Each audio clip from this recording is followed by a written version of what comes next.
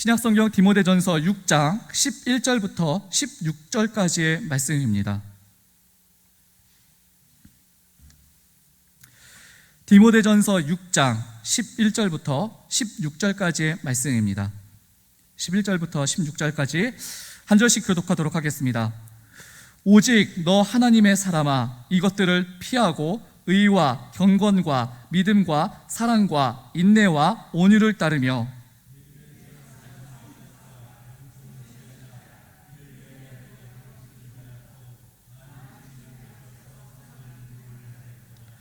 만물을 살게 하신 하나님 앞과 본디오 빌라도를 향하여 선한 증언을 하신 그리스도 예수 앞에서 내가 너를 명하노니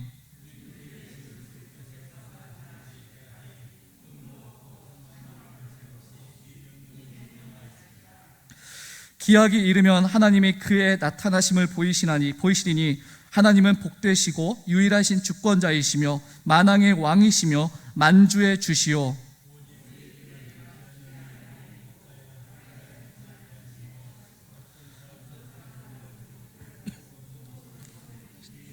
그에게 존귀와 영원한 권능을 돌릴지어다. 아멘. 이 시간에는 그리스도 예수 앞에서 주신 명령, 그리스도 예수 앞에서 주신 명령이란 제목으로 말씀 증거하도록 하겠습니다. 우리는 살면서 여러 가지 다양한 명령들을 접하게 됩니다. 우리가 어떤 명령은 중요하게 생각해서 잘 지키지만 어떤 명령들은 가볍게 생각해서 잘 지키지 않는 것도 있습니다. 그럼 우리는 과연 어떤 명령을 중요하게 생각하고 그것들을 잘 지킬까요? 생각해 보면은 늘 항상 그런 건 아니지만 대부분은요, 어떤 보상이 주어지는 명령이나 혹은 지키지 않았을 때 벌이 주어지는 명령, 그런 명령들을 우리는 대체적으로 잘 지킵니다. 예를 들어서 제한 속도가 60km인 뻥 뚫린 고속도로가 있습니다. 사람들이 그곳에서 속도를 잘 지킬까요? 아니요, 잘 지키지 않습니다. 하지만 도로 중간중간에 속도 위반 카메라가 있다라면 어떠할까요? 빨리 달리다가도 그 카메라 앞에서만큼은 속도를 잘 지키게 됩니다. 왜 그렇습니까? 지키지 않으면 범칙금이라는 페널티가 주어지기 때문입니다. 지금 대부분의 국민들이 5인 이상 사적 모임 금지를 정말 애써 잘 지키고 있는 것도 왜 그렇습니까? 코로나 예방이라는 그런 본질적인 이유도 있지만은 정부의 제재와 그리고 누군가 신고하면 내가 벌금을 물을 수도 있기 때문에 우리는 서로 조심하고 있지 않습니까? 이렇게 어떠한 보상이나 페널티가 주어지게 되면은 우리는 그것 명령이나 규칙을 우리는 애써 잘 지키려고 노력합니다. 그렇다면 우리가 이 성경에 나오는 명령들을 여기에 대입해서 한번 생각해 보았으면 좋겠습니다. 성경에서는 정말로 많은 명령들을 하고 있는 것을 우리는 알고 있습니다. 그런데 만약에 이 명령을 지켰을 때 당장 눈앞에 큰 보상이 주어지거나 그리고 지키지 않았을 때 즉각적으로 무서운 심판이 내려진다면요, 우리는 어떻게 해서든 이 하나님의 말씀과 명령을 우리는 어떻게 해서든 잘 지키려고 노력하고 애쓸 것입니다. 때로는 나의 어떤 유익을 포기하면서까지 그것을 훨씬 더 철저하게 중요하게 잘 지키려고 할 겁니다. 하지만 솔직히 우리는 그 하나님의 명령을, 성경에 나오는 그 말씀들을 온전히 따르는 경우가 사실은 많지 않습니다. 왜냐하면 그 명령을 온전히 지킨다는 것 자체도 너무 힘들고 사실 고통스러울 때도 워낙 많이 있고 또 나에게 손해인 적도 많이 있고 또 그 명령에 따라서 주어지는 결과가 사실 즉각적이지 않기 때문에 우리는 명령을 지키는 일에 우리는 둔할 때가 너무나 많이 있습니다. 그러다 보니 지키면 좋지만 그렇지 않더라도 괜찮다고 우리는 그렇게 점점 합리화를 시작하게 되고 또한 이것도 점점 중첩되다 보니까 그냥 그렇구나라고 하면서 가볍게 넘기게 되고 결국에는 말씀과 명령을 중요시하게 여기지 않냐고 무시하게 되는 그런 상황에까지 이르게 되는 것입니다. 혹시 내가 그런 성경에 나오는 이 명령에 대해서 혹시 그런 마음을 가지고 있다면요, 오늘 말씀을 통해서 그런 나의 마음을 바로 잡으시기를 소망합니다. 이 디모데 전서를 통하여서 이 바울이 전하는 엄중한 명령을 우리가 주목하고 진지하게 받아들인다라면 오늘 말씀이 하나님의 명령에 대하는 나의 마음을 새롭게 하고 또한 그 하나님의 명령을 지키려는 열정과 힘을 분명히 더해 주실 것입니다. 오늘 본문을 큰 그림으로 그려보면 이러합니다. 바울은 이 디모데에게 자신이 전하는 명령을 지켜야 할 대상이 누구인지로 시작을 해서 그리고 4가지를 명령합니다. 그리고 나서 그 명령이 왜 중요한지를 뒷부분에 기록함으로써 어쨌든 간에 결론적으로는 이 명령을 반드시 지키기를 원했습니다. 이 듣기에 따라서는 불편할 수도 있고 또한 딱딱할 수도 있는 이 단어를 사용한 것은요, 단순히 이 바울의 개인적인 명령을 전달하려는 것이 아니라 하나님과 예수 그리스도 앞에서 이 명령을 전하고 있기 때문입니다. 하나님과 이 예수님을 증인으로 모시고 하나님이 주신 권위를 가지고 그 앞에서 이 명령을 지키라고 바울은 엄중하게 선포하고 있는 것이죠. 만물을 살게 하시는 하나님, 만물에게 생명을 주시고 그 생명들을 주관하신 그 하나님 앞에서 명령할 뿐만 아니라 빌라도 앞에서 왕 대심을 증언하셨던 선한 증인이 무엇인지를 보여주신 그 예수님 앞에서 명령한다라고 오늘 본문에서 바울은 밝히고 있습니다. 쉽게 말해서 이렇게 생각하면 좋을 것 같습니다. 제가 우리 성도님들에게 명령합니다. 서로 사랑하십시오라고요. 근데 이렇게 말하는 것과 살아계신 하나님과 우리의 주인 되시는 예수 그리스도 앞에서 명령합니다. 여러분, 서로 사랑하십시오라고요. 분명히 같은 말이지만 느낌이 다르지 않습니까? 그렇습니다. 이 바울이 전하는 명령은 바울 개인의 명령이 아닙니다. 하나님이 바울을 통해서 명령하는 것이며 또한 그 명령이 선포되는 그 자리에 하나님이 함께 계시는 것입니다. 우리가 성경을 대하고 하나님의 말씀을 들을 때 우리를 향한 뜻과 우리에게 요구되는 그런 명령들을 들을 때 그때마다 하나님께서 그 자리에 함께 계셔서 만약 그 명령들 나에게 직접 말씀하신다라고 생각한다면 우리는 그 말씀이나 명령들을 결코 가볍게 넘길 수 없게 됩니다. 아마 정말 그런 상황이라면 우리는 지금 우리의 삶과는 다른 삶을 살고 있었을 겁니다. 바로 그렇게 바울은요, 자신의 권위보다는 하나님의 권위를 가지고 자신이 전한 그 명령을 지키도록 오늘 본문을 통해서 권면하고 있는 것이죠. 그럼 누가 이 명령을 지켜야 하며 누구에게 해당되는 명령일까요? 그래서 바울은 오늘 본문을 이렇게 시작하고 있습니다. 오늘 11절 말씀 함께 읽도록 하겠습니다. 시작. 오직 너 하나님의 사람아, 피하고 의와 경건과 믿음과 사랑과 인내와 온유를 따르며. 아멘. 오직 누구를 말하고 있습니까? 오직 너 하나님의 사람아 라고 이렇게 말하고 있습니다. 여기 이 오직이라는 말은요, 사실 그러나라는 말입니다. 왜냐하면 왜 그러나라는 이 말을 썼냐면요, 오늘 본문 앞의 내용과 바로 오늘 본문에 대조하면서 이 사도 바울은 말하고 있기 때문입니다. 그러나 너 하나님의 사람아 라고요. 분명히 이 문장에서 강조하고 있는 것이 무엇입니까? 바로 너라는 단어입니다. 하나님의 사람인 너를 강조하고 또 강조하면서 오늘 본문 앞에 나와 있는 그 사람들과 분명히 대조하고 있는 것입니다. 그렇다면 오늘 본문 앞에는 어떤 사람들이 나와 있습니까? 다른 교훈을 따르는 사람들, 경건을 이익의 수단으로 삼는 사람들, 부하려는 자들, 탐내는 자들, 그렇게 믿음에서 떠난 사람들이 쭉 열거되어 있습니다. 그러나 그런 사람들이 있지만 그러나 디모데는 어떠한 사람입니까? 누구의 사람입니까? 하나님의 사람이라는 것입니다.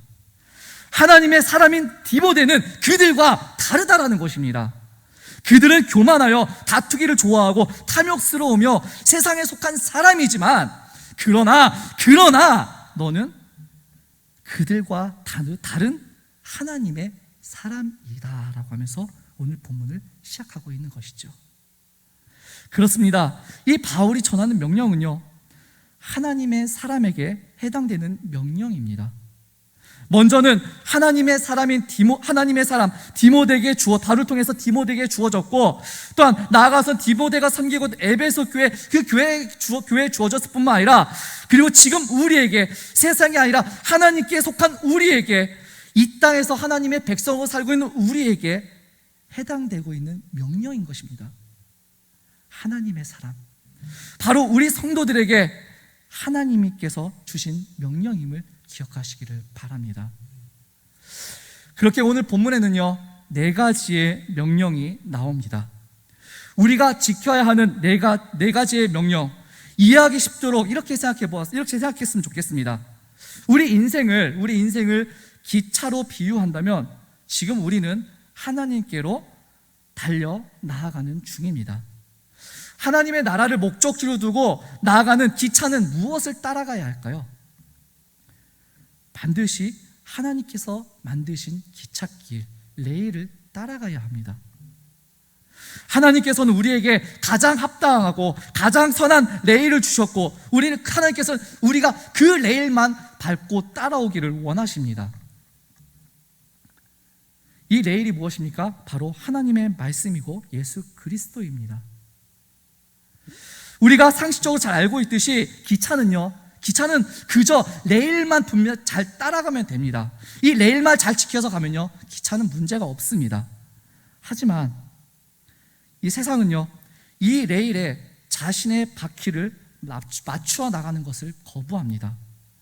하나님의 말씀이라는 선로에서 벗어나서 선로 없는 길로 그들은 자꾸만 이탈하려고 합니다. 기차가 선로를 벗어 이탈하면 어떻게 됩니까? 기차가 전복되는 큰 사고가 일어납니다.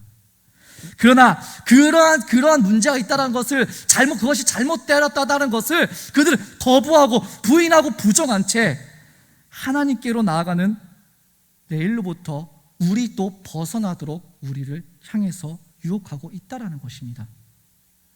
그래서 우리는 더더욱 하나님의 명령에 집중하고 우리는 그 하나님의 말씀을 쫓아가도록 우리는 노력해야 할 것입니다. 먼저 11절 보면요, 2가지 명령이 나오는데요, 우리 11절 말씀 다시 한번 읽어보도록 하겠습니다. 11절입니다. 시작. 오직 너 하나님의 사람아,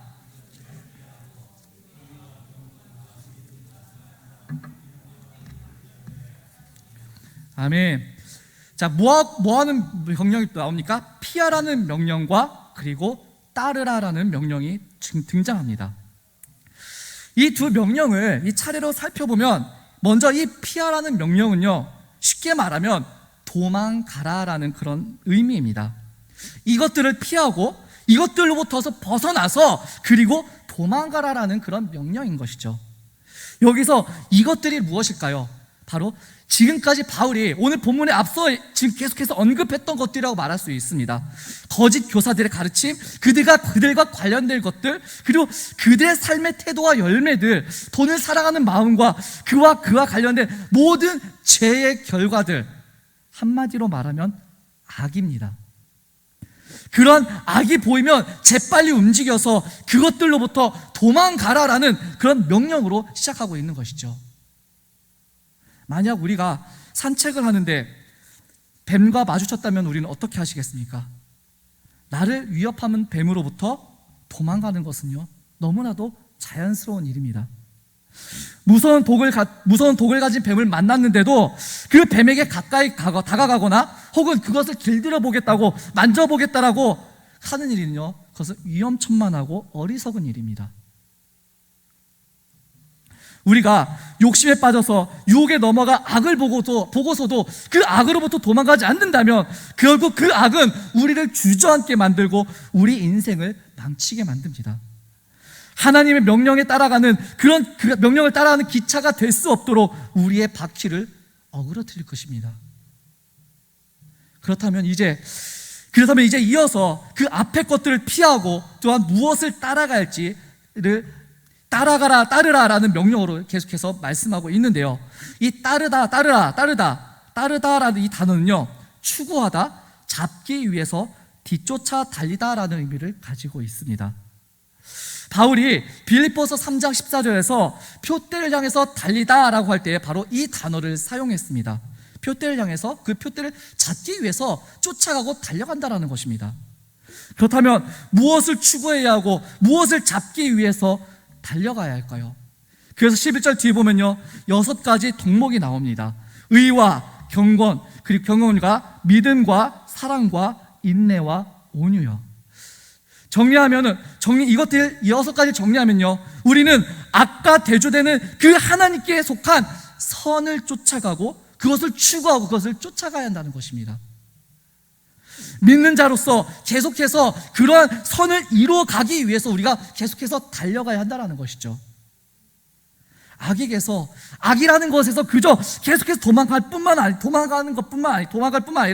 그와 동시에 우리는 선을 쫓아야 하고 악에게서 가능한 빨리 달아날 뿐만 아니라 적극적으로 선을 추구해야 한다는 것입니다.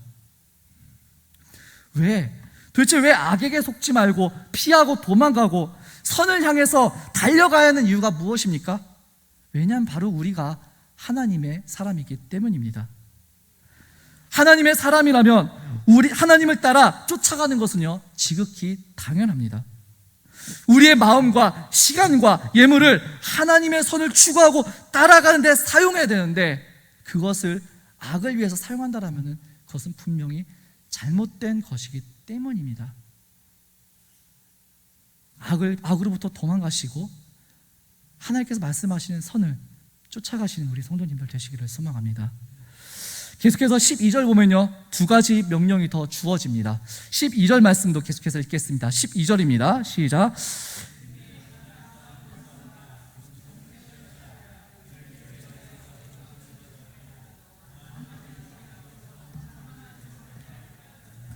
아멘. 자, 여기서도 두 가지 명령이 나오는데요. 어떤 명령이 나옵니까? 싸우라는 명령과 그리고 취하라라는 명령이 등장합니다. 차례로 살펴보면 먼저 이 싸우다라는 이 단어는 무언가를 얻기 위해서 부단히 노력한다라는 그런 의미입니다. 그래서 이 싸우다라는 단어를 주로 운동 경기나 혹은 경쟁할 때 이 단어를 주로 사용하였습니다. 경기에 출전한 선수는 이 승리를 얻기 위해서 힘을 다해서 싸우고, 또한 메달을 얻기 위해서 포기하지 않고 계속해서 애를 쓰며 부단히 노력하는데, 바로 우리가 그런 싸움을 해야 되는데 어떠한 싸움을 하라고 합니까? 믿음의 선한 싸움을 바로 그러한 자세로 하라라고 말하고 있는 것입니다. 믿음의 선한 싸움을 우리가 권투로 비유하면요, 우리는 이 손과 발을 부지런히 움직여서 승리를 위해서 싸우는 것입니다. 손 놓고 있지 말고, 손을 아래로 내리고 있지 말고, 발로는 계속해서 스텝을 밟아가면서 적을 공격을 막기도 피하기도 하고 또 공격도 해야 되는데, 결국 우리의 삶과 신앙에 있어서 진리를 지키기 위해서는요, 이런 싸움을 멈추어서는 안 된다라는 의미입니다. 싸움에 대해서 어떻게 생각하시는지 모르겠지만요, 일반적으로 보통은 싸움을 좋아하는 사람들은 별로 없습니다. 싸우는 것은 힘든 일이고 때로는 고통스러운 일이고 피하고 싶은 일이고 또한 그다지 유쾌한 일 또한 아니기 때문입니다. 하지만 그럼에도 불구하고 우리가 피할 수 없는 싸움이 있습니다. 바로 영적 싸움, 즉 믿음의 선한 싸움이 바로 그러합니다. 진리와 선을 위해서 우리는 악과 거짓에 계속해서 맞서서 싸워야 합니다. 분명히 앞에서는 악을 피하라고는 했지만요, 사실 우리가 그 악으로부터 온전히 우리가 도망갈 수 있을까요? 이 악이라는 것은요, 죄라는 것은 나도 모르게 강도처럼, 그리고 굶주린 하이에나처럼 우리를 삼키려 할 것이고, 그러다 보면 언젠가 결국 그것들과 부딪히게 될 것입니다. 그렇다고 그것이 무섭고 세상의 시각으로 바라볼 때 때로는 좋아 보여서 그것들과 타협하면서 좋은 게 좋은 거라고 그들을 우리가 받아들여야 됩니까? 아니요. 우리는 그것들을 그렇게 받아들일 수가 없기에 우리는 끝까지 믿음의 선한 싸움을 위해 우리는 수고해야 하는 것입니다. 믿음의 선한 싸움을 포기하지 않는 우리 성도님들 되시기를 소망합니다. 자, 마지막 네 번째 명령으로 취하라라는 그런 명령을 합니다. 취하라. 이 명령은 꼭 붙잡으라는 의미로 절대 놓치지 않도록 힘을 다해서 꽉 움켜쥐라는 의미를 가지고 있습니다. 그렇다면 무엇을 그렇게 꼭 붙잡으라고 말을 합니까? 바로 영생입니다. 이 영생을 이 영생을 꽉 붙잡아야 하는 이유가 우리가 이 영생을 놓칠 수 있다거나 혹은 영생을 얻는 일이 우리의 노력에 있다거나 해서 그런 말이 아닙니다. 여기 이 취하라라는 이 명령은 앞서 나온 이 세 가지 명령들과는 이 시제가 다른 과거 시제인데요. 이미 소유한 영생을 꼭 붙들라라는 그런 말입니다. 영생은 과거에 주님께서 하신 일로 시작하였고, 또 내가 복음을 믿음으로 말미암아 그 믿은 사건, 받아들인 사건에서 시작하였지만, 영생은 여전히 지금도 계속되고 있는 과정인 것입니다. 그래서 이 영생이라는 것은 과거와 현재 그리고 미래를 포함하는 것으로서 우리가 지금 영생을 소유할 뿐만 아니라 이 영생을 꽉 붙잡음으로써 미래를 준비하고 또 미래를 소망을 하는 것인 말이죠. 특히나 이 바울은 특히 이 영생을 취하고 꽉 붙잡아야 하는 그런 중요한 의미를 이유 두 가지를 계속해서 뒤이어 밝히고 있습니다. 12절 뒤에 후반부를 보면 영생을 위해서 내가 무엇을 받았다고 말을 합니까? 부르심을 받았다라고 말을 합니다. 또한 많은 증인 앞에서 무엇을 하였다라고 말합니까? 선한 증언을 하였다라고 말을 합니다. 영생을 위하여 부르심을 받았다.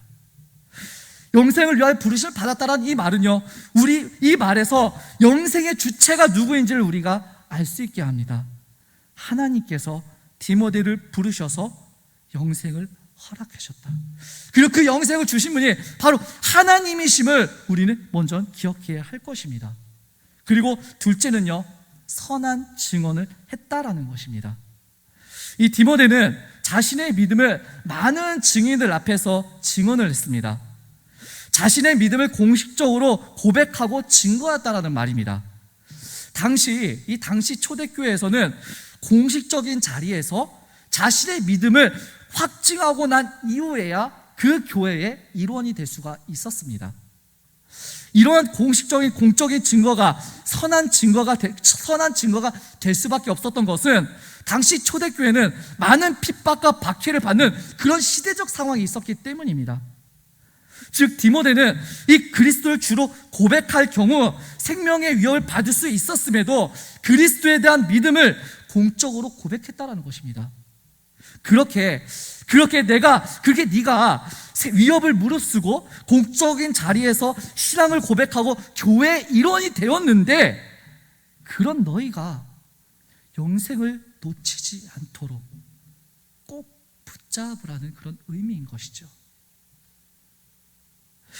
결론적으로 이 영생에 대한 이 두 가지는요, 하나님이 하신 일과 그리고 하나님이 하신 일에 대한 사람의 반응이라고 생각할 수 있습니다. 하나님이 하신 일과 그 하신 일에 대한 나의 고백, 우리는 이것들을 여러 가지 예시를 통해서 우리 다시 기억하고 기념하기도 합니다. 예를 들어서 떡과 잔을 대하면서 하나님이 하신 일과 나의 믿음을 고백하며 믿음의 고백을 기억합니다. 그리고 내가 어떻게 살아야 하는지를 다시 다짐하게 되죠. 이렇게 영생을 취한다는 것은 단순히 내가 과거에 영생을 받았다라는 그 믿음의 고백에서 끝나는 것이 아니라 그 고백 끝나는 것이 아니라 앞으로 나가는 과정을 말합니다. 영생을 취한다는 것은요, 하나님의 부르심과 그 부르심에 대한 믿음의 고백에 맞게 살아가는 것입니다. 계속해서 영생을 더 나을 것을 누리기 위해서 꽉 붙잡는 작업은 반드시 필요합니다. 주어진 영생을 꼭 꽉 붙잡는 우리 성도님들 되시기를 소망합니다. 이제 우리 이렇게 네 가지의 명령을 살펴보았습니다. 이것들을 정리하자면 악을 피하고 선을 따르라. 선한 싸움을 싸우고 영생을 취하라입니다. 그런데 이 명령에 대해서, 그리고 이 명령에 대해서 우리에게 경각심을 일깨워주는 것이 있습니다. 분명 이게 명령을 명령을 하셨지만은 우리가 이 명령을 잘 지키지 않을 수도 있기 때문입니다.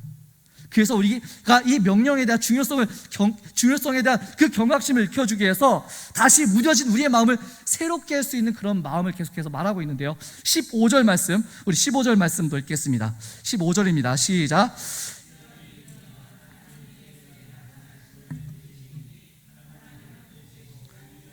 주권자이시며 만왕의 왕이시며 만주의 주시오. 아멘. 자, 이렇게 시작합니다. 기약이 이르면 하나님이 그의 나타나심을 보이리니라고요. 우리의 마음을 새롭게 일깨워주는 것은요, 무엇입니까? 누가 다시 오신다라는 것입니까? 주님께서 다시 오신다라는 사실입니다. 그 시기에, 주님께 다시 오는 그 시기는 우리가 알 수 없지만 분명한 것은 주님께서 기약하신 그때가 되면 다시 오신다라는 것입니다. 그 기약이 이르면, 하나님이 정하신 때가 되면 주님께서 다시 오신다는 사실, 이것을 기억하라는 것이죠. 예수님께서 이 땅에 오실 때도 그러했습니다. 디모데전서 2장 6절 보면요, 그가 모든 사람을 위하여 자기를 대속물로 주셨으니 기약이 이르러 주신 증거니라라고요.